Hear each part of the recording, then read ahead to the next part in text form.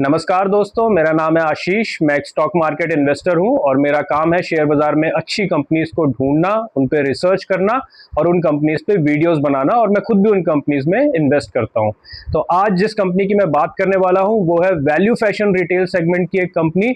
एक जैसे कहेंगे कि फास्टेस्ट ग्रोइंग, हम तो हमेशा फास्टेस्ट ग्रोइंग कंपनीज के ही बारे में बात करते हैं। तो वैल्यू फैशन रिटेल में जिस कंपनी की मैं बात करने वाला हूं उसका नाम है V2 रिटेल।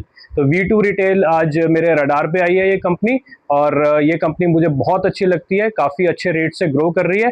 तो सबसे पहले जो हमारा एक फ्रेमवर्क रहता है कि सबसे पहले बिजनेस मॉडल को समझेंगे कि ये किस बिजनेस मॉडल को फॉलो करती है, क्या करती है ये बिजनेस में, कौन से इसके प्रोडक्ट्स हैं, किस तरह से ये सेल करती है और ओवरऑल बिजनेस मॉडल क्या है।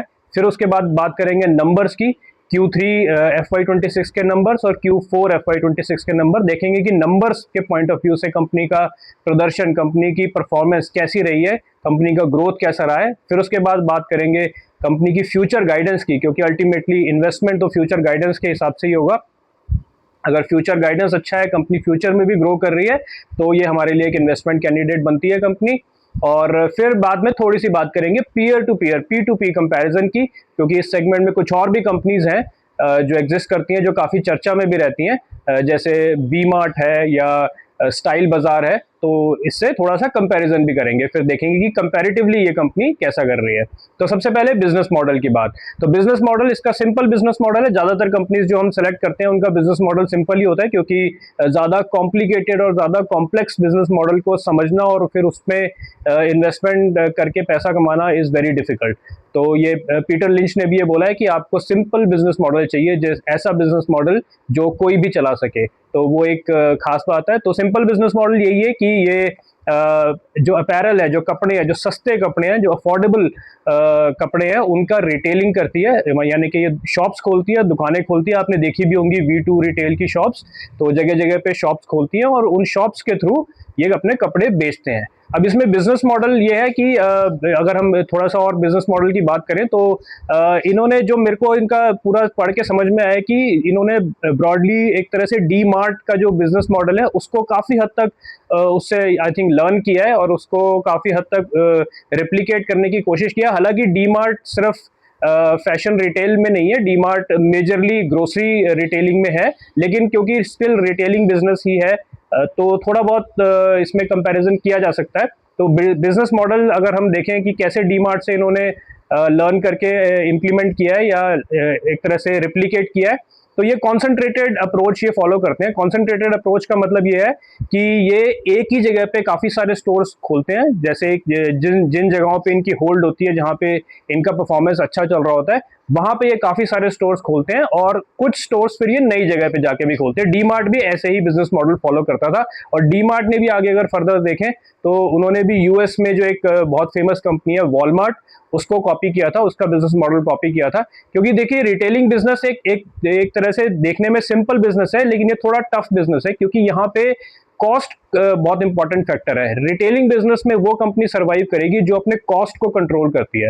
तो कॉस्ट इसमें जो आती है मेजरली, वो एक इन्वेंट्री की कॉस्ट आती है और दूसरा लॉजिस्टिक्स की कॉस्ट आती है। तो ये दो मेजर कॉस्ट हैं किसी भी रिटेलिंग बिजनेस में।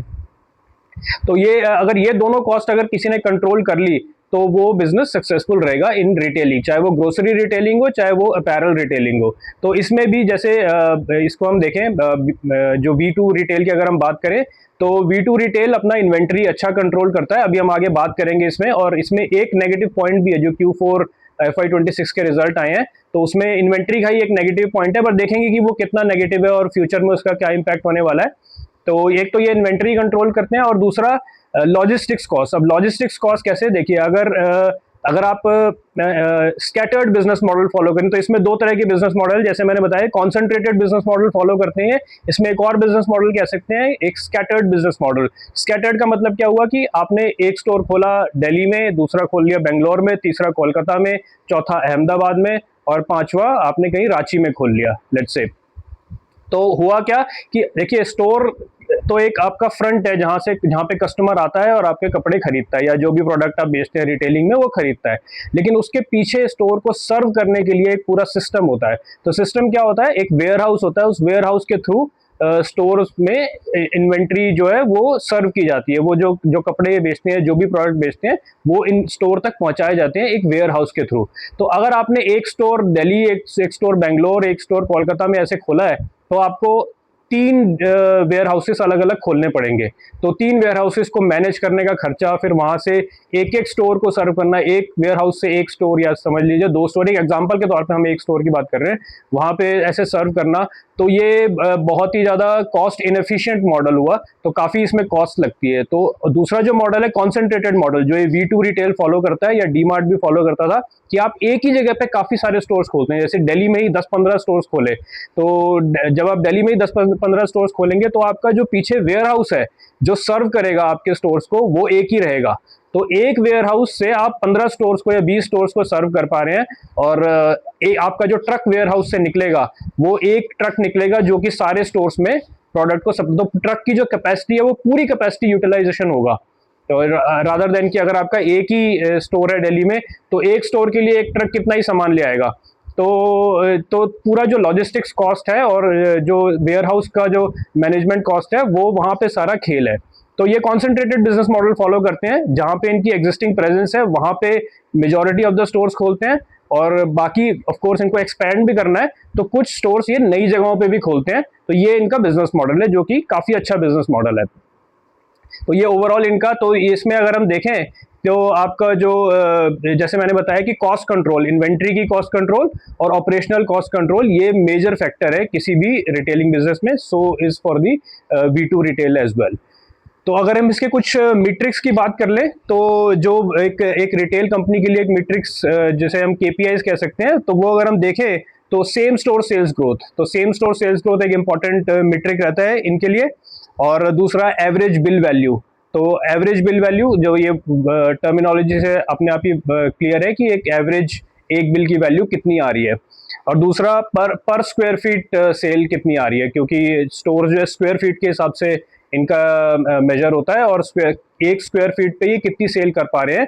ये इनके कुछ इंपॉर्टेंट KPIs हैं, बिजनेस मैट्रिक्स हैं, जिन पे परफॉर्मेंस मेजर होती है। तो ये पूरा एक बिजनेस मॉडल हो गया। अब देखते हैं Q3 FY26 के नंबर्स। तो Q3 में कंपनी की परफॉर्मेंस काफ़ी अच्छी रही थी। अगर हम रेवेन्यू देखें, तो YOY वो 57% से ग्रो किया था। तो हम ये 57%, जैसा कि हम जानते हैं, अगर आपने काफ़ी सारी कंपनीज को अगर आप स्टडी करते हैं, देखते हैं, तो 57 किसी भी बिजनेस में, किसी भी सेक्टर में 57% की ग्रोथ एक हाई ग्रोथ मानी जाएगी। तो कंपनी अभी अपने हाई ग्रोथ फेज में है। ग्रॉस प्रॉफिट 59%, तो यहाँ पे भी अच्छा परफॉर्मेंस रहा। एबिटा 56% से ग्रो किया है, और एबिटा मार्जिन 18.7% के रहे थे। और जो कि अगर हम FY25 से, ये मैं Q3 FY26 की बात कर रहा हूँ, अगर हम FY25 से कंपेयर करेंगे, तो 13.2 थे EBITDA margin, which increase to 18.7। तो कंपनी को अच्छा ऑपरेटिंग लेवरेज भी मिल रहा है। और पैट अगर हम देखें, profit after tax bottom line 99% से ग्रो किया था Q3 FY26 में, विच इज जिसमें पैट मार्जिन अगर हम देखें तो 10.9% रहे थे, जो कि Q4 FY25 में 8.6% थे। तो पैट मार्जिन भी इंक्रीज हुआ। तो इसका मतलब क्या हुआ, अगर मोटा मोटी देखें, तो कंपनी की हाई ग्रोथ रही, कंपनी को ऑपरेटिंग लेवरेज मिला, क्योंकि एबिटा और पैट रेवेन्यू ग्रोथ से ज्यादा ग्रो किया, और मार्जिन भी इंक्रीज किए, तो ऑपरेटिंग लेवरेज काफी अच्छे से मिला कंपनी को।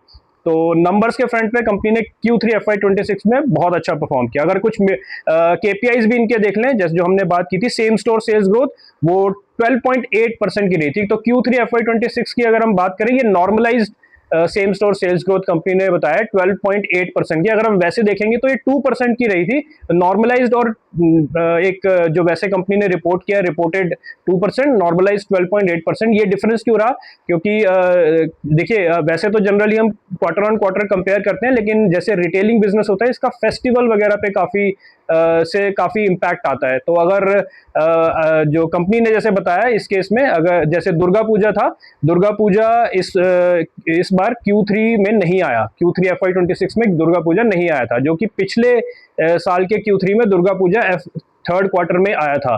तो इसलिए वो सेल्स को नॉर्मलाइज करें, तो आप जिस क्वार्टर में दुर्गा पूजा आ गया और जिस क्वार्टर में दुर्गा पूजा नहीं आया, आप दोनों इनकम्पेरेबल हो गए। तो इस चीज को कंपनी ने नॉर्मलाइज किया। तो अगर हम नॉर्मलाइज देखें ग्रोथ, तो 12.8% की थी। अगर वैसे रिपोर्टेड ग्रोथ देखेंगे तो 2% की थी, क्योंकि दुर्गा पूजा थर्ड क्वार्टर में FY26 में फॉल नहीं किया, जिसकी वजह से सेल्स इनकी क्वार्टर ऑन मतलब ईयर ऑन ईयर वो कम दिखेगी। तो वो फेयर है, वो उसमें कोई प्रॉब्लम नहीं है। तो इससे कंफ्यूज ना हो कि reported same store sales growth 2% की थी, वो 2% उसको उस तरह से नहीं देखना है। तो वो फेस्टिवल का फर्क रहा है। और सेल्स पर स्क्वायर फीट जो इनका नंबर था वो 1032 रुपये, 1032 रुपीज की सेल्स थी पर स्क्वायर फीट। और store count till Q3 FY26 इनके 294 स्टोर्स थे। इन्होंने 35 stores in the third quarter FY26 open किए थे। तो जस्ट एक माइंड में एक बात आई है कि हम Q3 की क्यों बात कर रहे हैं, Q4 का जबकि ऑलरेडी रिजल्ट आ चुका है। देखिए, सिर्फ Q4 के नंबर्स देखेंगे तो थोड़ा उतना समझ नहीं आएगा, हमको थोड़ा सा एक क्वार्टर ऑन क्वार्टर भी देखना पड़ेगा कि कैसे नंबर्स हमें हैं। तो हम 2 क्वार्टर्स के इसलिए देख रहे हैं ताकि आपको पता चले कि कंपनी की परफॉर्मेंस क्वार्टर बाय क्वार्टर कैसी चलती आ रही है, सिर्फ रादर देन एक पॉइंट पे आके Q4 के ही सिर्फ नंबर्स देख लें। तो इसलिए हम Q3 के भी साथ में नंबर्स देख रहे हैं ताकि Q4 से कंपैरिजन करने में आसानी रहेगी। एवरेज सेलिंग प्राइस 363 रुपीज और एवरेज बिल वैल्यू 964 रुपीज। तो खैर ये इतना इंपॉर्टेंट नहीं है। मेन जो थिंग है इनके नेट वर्किंग कैपिटल डेज। तो सबसे पहले वर्किंग कैपिटल डेज को समझ लेते हैं कि ये होता क्या है नेट वर्किंग कैपिटल डेज। तो नेट वर्किंग कैपिटल डेज में 3 कंपोनेंट्स होते हैं। पहला आपके रिसीवेबल्स, दूसरा आपके पेबल्स और तीसरा आपका इन्वेंट्री डेज। तो रिसीवेबल्स मतलब आप जिनको आप सामान बेच रहे हैं उनसे कितने दिन में पैसा ले पा रहे हैं, दैट इज रिसीवेबल डेज। तो अब जैसे V2 रिटेल की बात करें तो ये तो रिटेलिंग करते हैं, यानी कि कस्टमर्स आते हैं, पैसे देते हैं और फिर सामान स्टोर से लेके जाते हैं। तो इनके रिसीवेबल डेज तो जीरो रहेंगे, क्योंकि कस्टमर पहले पैसे देता है फिर सामान उठाता है। तो रिसीवेबल डेज की रिटेलिंग बिजनेस में ज्यादा इंपॉर्टेंस नहीं है, क्योंकि वो तो पहले कैश मिलता है कस्टमर से, पहले पैसे मिलते हैं फिर सामान सेल होता है। दूसरा देखें पेबल डेज। पेबल डेज का मतलब हुआ कि ये अपने सप्लायर्स को, जो और सप्लायर्स है जो जिनसे ये कपड़े बनवा रहे हैं या रॉ मटेरियल खरीद रहे हैं, उनको कितने दिन में पेमेंट करते हैं। और तीसरा इन्वेंट्री डेज। तो जो ये इन्वेंट्री मेंटेन करते हैं वो कितने दिन की इन्वेंट्री इनकी मेंटेन करते हैं, वो इंपॉर्टेंट है। सो इन्वेंट्री यहाँ पे बहुत इंपॉर्टेंट है as far as the working capital days is concern. तो और इनकी कॉस्ट के लिए भी इन्वेंट्री बहुत इंपॉर्टेंट रहती है। तो अगर इसलिए तो ये इसका जो फॉर्मूला जो बनता है नेट वर्किंग कैपिटल डेज, वो बनता है receivable days plus plus inventory days minus payable days. तो रिसीवेबल डेज पैसा लेने में कितने दिन, प्लस इन्वेंट्री कितने दिन उस सामान को होल्ड किया, माइनस पेबल आपने कितने टाइम में अपने सप्लायर्स को पे किया। तो ये इनके नेट वर्किंग कैपिटल डेज का इनका फॉर्मूला रहता है। तो net working capital days in Q3 FY26 अगर हम देखें तो वो टिल दी 9 मंथ्स का कंपनी ने डेटा दिया था 69 डेज। अब 69 डेज को अगर हम कंपेयर करें विद दी FY25, तो FY25 में 45 डेज था, तो इंक्रीज हुआ नेट वर्किंग कैपिटल डेज। लेकिन सिर्फ नंबर्स में नहीं जाना कि नंबर्स जैसे सिर्फ अगर investment is not just all about numbers, हमें उसके पीछे का बैकग्राउंड देखना पड़ता है कि कोई नंबर बढ़ा है तो क्यों बढ़ा है, कोई वैलिड रीजन रहा है या कोई स्ट्रक्चरल प्रॉब्लम रही है या मिसमैनेजमेंट रहा है, वो देखना इंपॉर्टेंट होता है। तो कंपनी के net working capital days increase हुए हैं, इसके लिए मैनेजमेंट ने बताया था 45 से 69 डेज जो इंक्रीज हुए हैं, इसके लिए मैनेजमेंट ने बताया था ये इंक्रीज इसलिए हुए हैं क्योंकि जो अपने सप्लायर्स को ये पेमेंट करते हैं वो इन्होंने जल्दी करना शुरू कर दिया।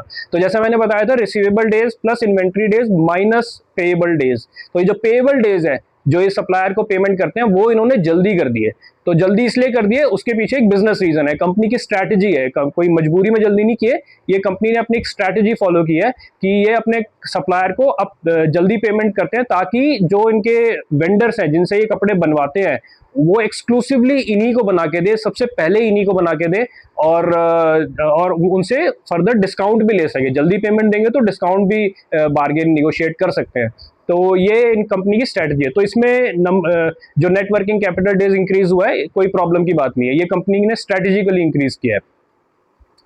दूसरा अगर ROE देखें तो 24.5% है, तो ROE भी अच्छा है।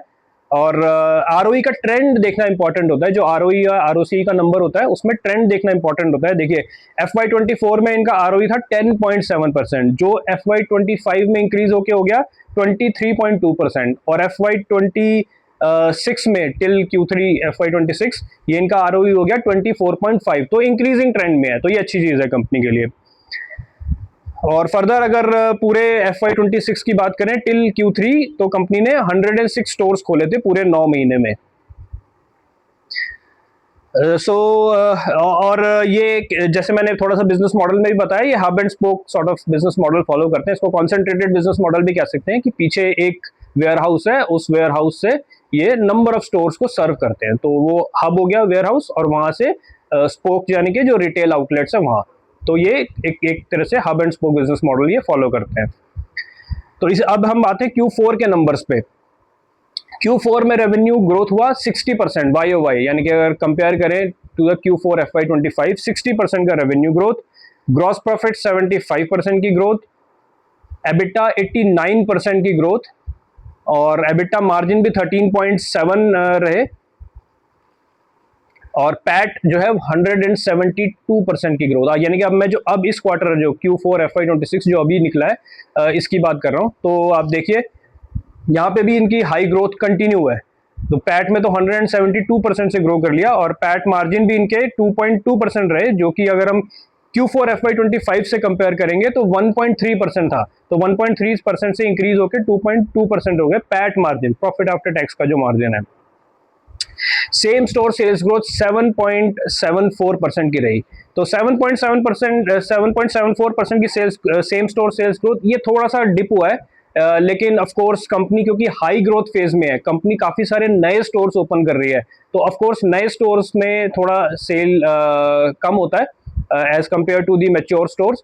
तो ऑफ कोर्स वो थोड़ा सा इम्पैक्ट आएगा, बट वही अगेन ये कोई स्ट्रक्चरल प्रॉब्लम नहीं है, या ये कोई मिसमैनेजमेंट की प्रॉब्लम नहीं है, बट ऑफ ये this is the way business is. तो ये जब इस तरह की चीज होती है तो मार्केट इसको ज्यादा खराब नहीं मानता है, क्योंकि that's how the business is. तो सेम स्टोर सेल्स ग्रोथ, इसमें मैनेजमेंट ने गाइडेंस भी दिया है कि वो 8 to 10% का सेम स्टोर सेल्स ग्रोथ वो मेंटेन करेंगे, ये उनका गाइडेंस है। तो ये इनका long term 8 to 10% same store sales growth रहेगा। तो अभी भी 8% के आसपास ही था, 7.74, सो दैट्स फाइन। और वॉल्यूम ग्रोथ अगर हम देखें तो 53% की वॉल्यूम ग्रोथ रही है, तो ये भी एक अच्छी ग्रोथ रही है। वॉल्यूम ग्रोथ भी काफी इंपॉर्टेंट होती है। एवरेज बिल वैल्यू 925 रुपीज रहा है, जो कि Q4 FY25 में 877 था। तो एवरेज बिल वैल्यू भी इंक्रीज हुई है। एवरेज सेलिंग प्राइस 321 रुपीज रही है, और जो इन FY25 308 रुपीज थी, तो ये भी इंक्रीज हुआ है एवरेज सेलिंग प्राइस। और स्टोर काउंट अगर हम देखें तो टिल Q4 FY26 325 इनके टोटल नंबर ऑफ जो रिटेल आउटलेट्स हैं, जो शॉप्स हैं इनकी 325 स्टोर्स हो गए हैं, जिसमें इन्होंने Q4 में 33 स्टोर्स ओपन किए हैं। तो ये काफ़ी decent rate of new store opening है, जो 33 स्टोर्स इन्होंने ओपन किए हैं। और एक और इम्पॉर्टेंट चीज़ है कि सिर्फ 2 ही स्टोर इन्होंने क्लोज किए हैं, तो ये काफ़ी अच्छा है। जितने कम स्टोर्स क्लोज होंगे, इसका मतलब कंपनी की research before opening the store काफ़ी अच्छी है, कंपनी की ब्रांड वैल्यू, कंपनी की मार्केट में जो एक इमेज है वो काफ़ी अच्छी है, तभी इनके स्टोर्स जो है क्लोजर की संख्या कम है। सिर्फ 2 ही स्टोर इन्हें क्लोज करने पड़े, विच इज़ अगेन गुड। और सेल्स पर स्क्वायर फीट 794 रही है, जो कि थोड़ा सा रिड्यूस हुई है। इन Q4 FY25 it was 896 rupees, तो ये थोड़ा सा कम हुआ है, लेकिन वही कंपनी ने वही बताया है कि same store sales growth sales per square feet में भी वही है कि न्यू स्टोर्स ओपन कर रहे हैं काफ़ी, तो वहाँ पे सेल्स आने में थोड़ा टाइम लगता है। और एक और इम्पॉर्टेंट चीज़ है कि ये जो जितने भी रिटेल स्टोर्स होते हैं, या खासकर अपैरल के जो रिटेल स्टोर्स होते हैं, ये एक तो MRP पे बेचते हैं और एक डिस्काउंट देके भी बेचते हैं। जब सीजन खत्म हो जाता है तो इनके अपनी इन्वेंट्री निकालनी पड़ती है, तो ये डिस्काउंट भी देते हैं। तो कंपनी ने बताया कि 89% अपने जो भी ये कपड़े बेचते हैं वो MRP पे बेचते हैं, तो सिर्फ 11% ही कपड़े ऐसे होते हैं जिनको ये डिस्काउंट देके बेचते हैं। तो ये काफ़ी अच्छा है। इसका मतलब कंपनी मार्केट में बेच पा रही है अपने कपड़े इजीली, कंपनी के कपड़ों की मार्केट में डिमांड है। तो ये एक अच्छा नंबर है कंपनी ने जो बताया।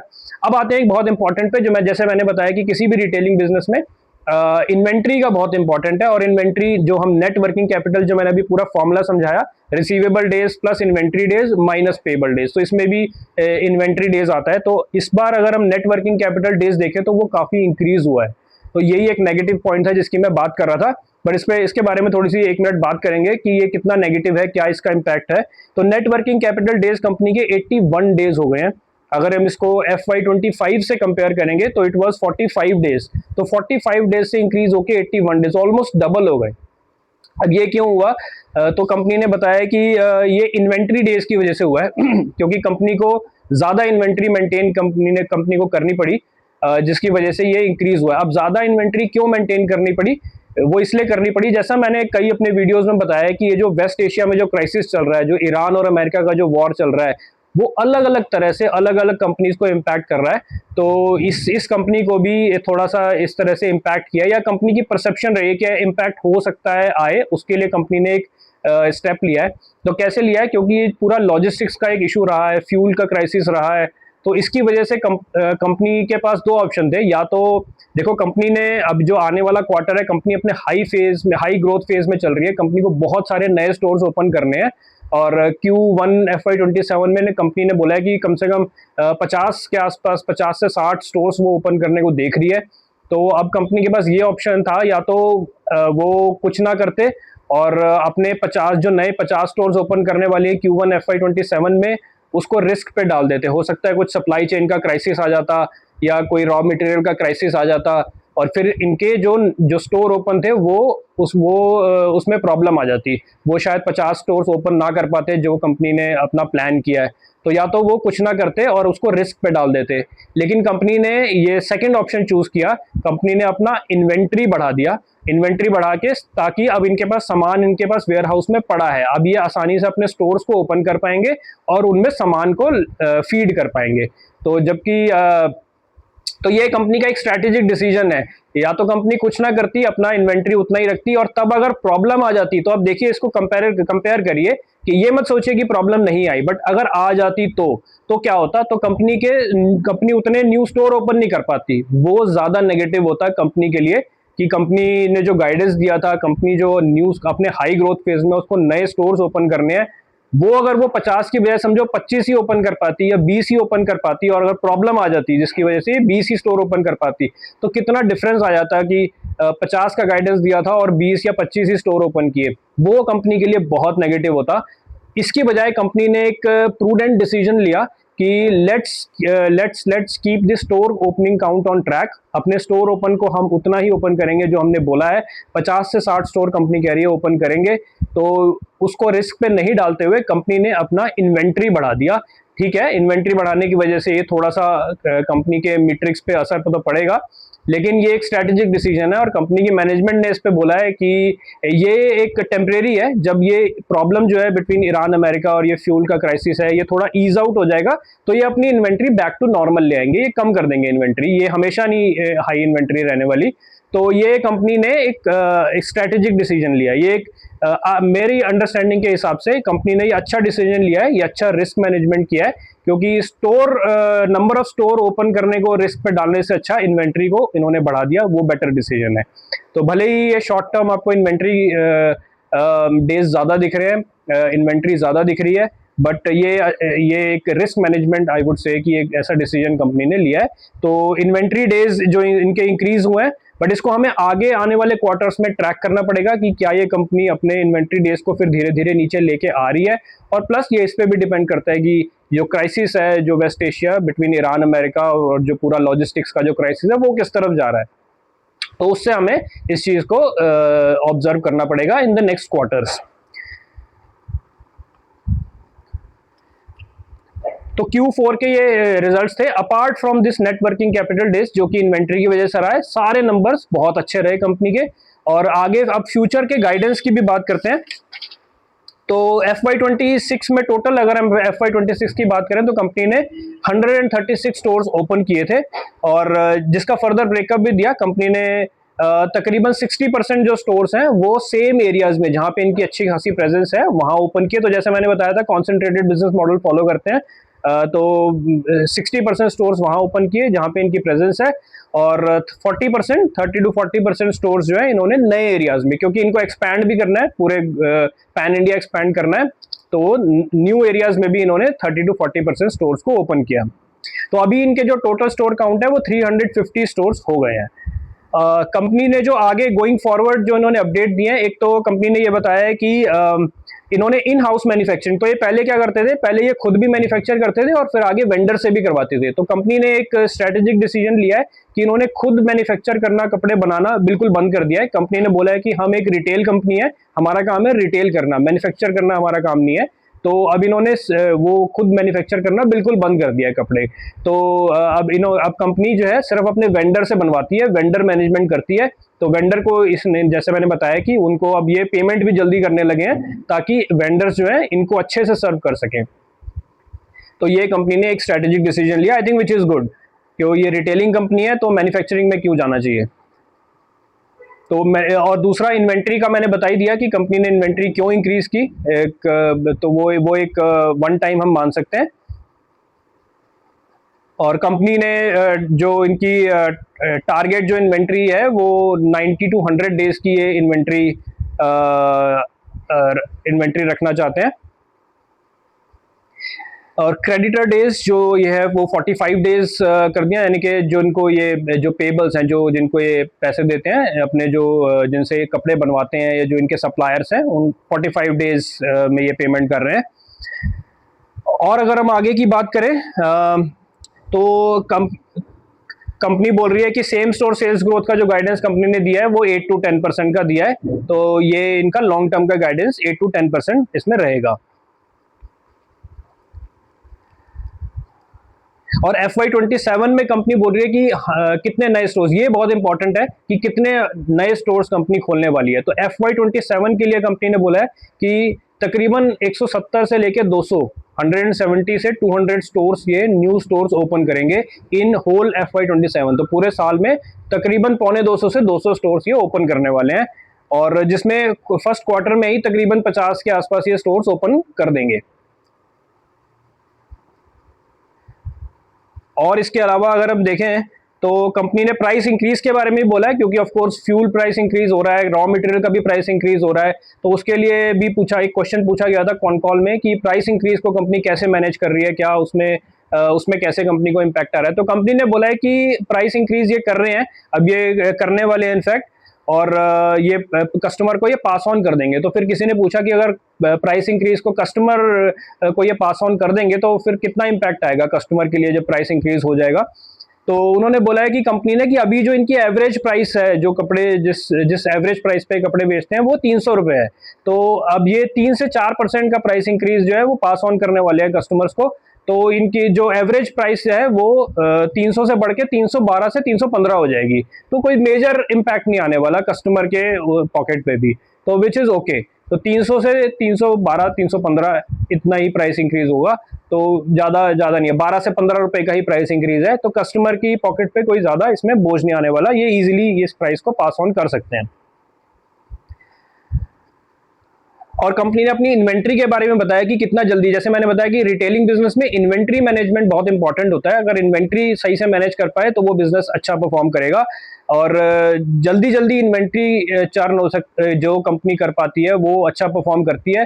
अदरवाइज अगर आपकी इन्वेंट्री पड़ी रहती है फिर वो आपके वेस्ट हो जाते हैं, वो इन्वेंट्री वो आपको या फिर डिस्काउंटेड रेट में निकालने पड़ते हैं, तो वहाँ कंपनी को लॉस होता है। तो अगर कंपनी ने बताया कि जो 6 मंथ्स ओल्ड इन्वेंट्री है, जो up to 6 months old inventory है, वो इनकी लेस देन 24% है, और जो 1 साल से या उससे ज़्यादा पुरानी इन्वेंट्री है वो लेस देन 5% ही है। तो बेसिकली अगर पूरा साल का देखें तो ये 95% अपना इन्वेंट्री पूरा बेच पाते हैं। 5% ही इन्वेंट्री ऐसी रहती है जो 1 साल या उससे ज़्यादा रह जाती है, जो नहीं बिक पाती। तो ये काफ़ी अच्छा, इस पे भी कंपनी ने अपडेट दिया है। और आगे रेवेन्यू ग्रोथ का भी कंपनी ने गाइडेंस दिया है कि अगले आने वाले 2 साल तक ये 50% से रेवेन्यू ग्रोथ करते रहेंगे। तो 2 साल की गाइडेंस रेवेन्यू ग्रोथ की काफ़ी अच्छी दी है कंपनी ने। तो अगेन बाकी इनका फॉर्मूला जो न्यू स्टोर ओपनिंग का वो वही रहेगा, 60% एग्जिस्टिंग एरियाज में, एग्जिस्टिंग रीजन्स में, और 40% नए रीजन्स में जाएंगे। और कंपनी ने बोला, किसी ने एक कॉन कॉल में एक एनालिस्ट ने क्वेश्चन पूछा कि क्या ये कोई और स्ट्रैटेजी को देख रहे हैं, कोई और बिजनेस मॉडल को भी एक्सप्लोर करने को देख रहे हैं गोइंग फॉरवर्ड, जब ये थोड़ा ग्रोथ स्लो डाउन हो जाएगी। तो कंपनी ने बोला कि अभी ग्रोथ स्लो डाउन को ये नहीं देख रहे हैं, क्योंकि अभी तो इनके तकरीबन 300 के आसपास ही स्टोर्स हैं, और कम से कम ये 2500 स्टोर्स जब तक ओपन नहीं कर देंगे तब तक किसी और स्ट्रेटजी पे जाने की ज़रूरत नहीं है। तो ये कंपनी 2500 स्टोर्स ओपन करने को देख रही है, इस टारगेट तक पहुंचने को देख रही है अगले 4 से 5 साल में। तो ये कंपनी ने बोला है कि 2500 स्टोर्स तक तो हम कुछ भी और नहीं देख रहे हैं, क्योंकि हमें इसी पे कॉन्सेंट्रेट करना है और तब तक बहुत हाई ग्रोथ में ये चलते रहेंगे। तो दैट्स इट। आई थिंक ये कंपनी का पूरा Q3 Q4 का रिजल्ट्स एनालिसिस और कंपनी की फ्यूचर गाइडेंस है। तो फ्यूचर गाइडेंस के पर्सपेक्टिव से कंपनी काफ़ी अच्छी गाइडेंस दी है, चाहे वो रेवेन्यू ग्रोथ हो, चाहे वो स्टोर ओपनिंग्स की ग्रोथ हो, और चाहे वो इन्वेंट्री मैनेजमेंट की ग्रोथ हो, इन्वेंट्री मैनेजमेंट की बात हो। तो इन्वेंट्री जो अभी थोड़ी सी हाई दिख रही है हमें, वो भी कंपनी ने बोला है कि वो नॉर्मलाइज हो जाएगी जैसे ही ये जो वेस्ट एशिया का क्राइसिस रिजॉल्व होगा। इसके अलावा थोड़ा सा पीयर टू पीयर कंपैरिजन भी अगर हम देखें तो वी मार्ट जो इनका क्लोज कॉम्पिटिटर है, तो वी मार्ट की अगर हम देखें तो इस बार की रेवेन्यू ग्रोथ 24% की रही थी। तो ऑफ कोर्स पहले तो यहीं पे ही इसने V2 ने इसको बीट कर दिया। तो रेवेन्यू ग्रोथ इसकी वी मार्ट की V2 से आधी है। तो ऑफ कोर्स इसलिए V2 is a preferred investment option. और same store sales growth V Mart की भी अच्छी थी, 12% की थी। इसके अलावा एबिटा ग्रोथ भी वी मार्ट की ठीक ठाक रही, 56%। लेकिन अगर हम V2 से कंपेयर करें तो V2 की 89% थी। तो स्टिल एबिटा ग्रोथ के मामले में भी V2 is lot better than V Mart. इसके अलावा अगर हम देखें तो पैट ग्रोथ, इनका जो पैट मार्जिन था वो 1.1% था, जबकि V2 में 2.2%। तो डबल पैट मार्जिन है V2 का as compare to V Mart. तो यहाँ पे भी V2 बेटर स्कोर कर रहा है। और Q4 में वी मार्ट ने 29 स्टोर्स ओपन किए, जबकि V2 ने 33 स्टोर्स ओपन किए थे। तो यहाँ पे भी V2 बेटर कर रहा है।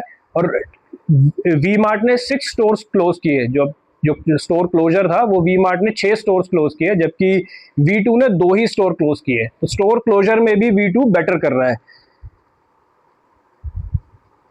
इसके अलावा अगर हम इन्वेंट्री डेज देखें, क्योंकि जैसा मैं फिर से बता रहा हूं कि रिटेलिंग में इन्वेंट्री इंपॉर्टेंट होती है।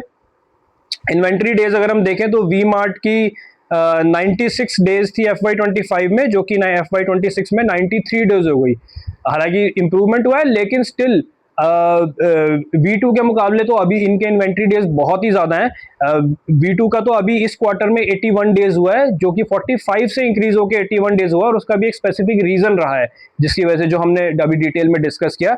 जबकि वी मार्ट का तो पहले भी 96 चल रहा था और अभी 93, अभी भी 93 है। तो इन्वेंट्री डेज में भी वी मार्ट काफी खराब कर रहा है एज कंपेयर टू V2। तो V2 काफी अच्छा है इस मामले में भी। तो in every count V2 retail is beating the V Mart. तो वी मार्ट के कंपैरिजन में V2 इन एवरी मैट्रिक्स अच्छा कर रहा है। और स्टाइल बाजार को अगर हम देखें तो स्टाइल बाजार में रेवेन्यू ग्रोथ 35% की थी। अगेन V2 के मुकाबले तकरीबन आधी रही है। V2 की रेवेन्यू ग्रोथ 60% थी। और एबिटा तो स्टाइल बाजार का -30% डी ग्रो किया। तो इस पे तो कोई क्या ही कंपैरिजन करें। और पैट भी कंपनी का माइनस में रहा, -200%। पैट तो बिल्कुल ये नेगेटिव में आ गए, ये लॉस करने लगे इनफैक्ट। तो यहाँ पे भी क्या ही कंपेयर करना। और न्यू स्टोर्स इन्होंने 49 ओपन किए हैं, लेकिन वही है कि स्टोर्स तो ओपन कर दिए बट प्रॉफिटेबल नहीं है, तो फिर क्या फ़ायदा। और इन्वेंट्री डेज देखें, अगर इसके इन्वेंट्री डेज तो 100 से ऊपर चल रहे हैं, तकरीबन 110 या 114 कुछ के 110 के आसपास थे। तो इन्वेंट्री डेज भी इनके बहुत हाई है। तो in every metrics, in every count, V2 is scoring over V Mart and Style Bazaar. तो स्टाइल बाजार और वी मार्ट से हर एक मैट्रिक में V2 बेटर कर रहा है। तो हर लिहाज से V2 is a better investment option. तो जैसा मैंने बताया कि ये कंपनी मेरे रडार पे रहती है और गोइंग फॉरवर्ड भी ये मेरे रडार पे रहेगी और काफ़ी अच्छी मुझे कंपनी लग रही है। सिर्फ एक ही चीज़ इनकी जो इस क्वार्टर में इन्होंने इन्वेंट्री इंक्रीज की है, which is fine for this quarter, कि ठीक है, एक रीज़न था जिसकी वजह से कंपनी ने इन्वेंट्री इंक्रीज की है। बाकी अगर बाकी और कहीं पे भी किसी भी मेट्रिक में कंपनी में कोई प्रॉब्लम नहीं है। कंपनी हाई ग्रोथ फेज में चल रही है। और गोइंग फॉरवर्ड हम अगले आने वाले क्वार्टर्स के भी जैसे जैसे रिजल्ट्स आएंगे इनको ट्रैक करेंगे। और आज के लिए फ़िलहाल इतना ही। अगर आपको ये वीडियो अच्छा लगा तो आप लाइक करें, शेयर करें अपने फ्रेंड्स के साथ, रिलेटिव्स के साथ, और इस चैनल को सब्सक्राइब करें ताकि आपको जैसे ही मेरा कोई नया वीडियो आए आपको तुरंत पता चल जाए। और आप अपने कमेंट्स में लिख के बताएं अगर आपका कोई क्वेश्चन है V2 रिटेल को लेके या किसी भी और कंपनी के बारे में। अगर आपका कोई क्वेश्चन है, आप कुछ जानना चाहते हैं, इन्वेस्टमेंट के बारे में जानना चाहते हैं, तो कमेंट्स में लिख के बताएं। तो आज के लिए फ़िलहाल इतना ही। Thank you.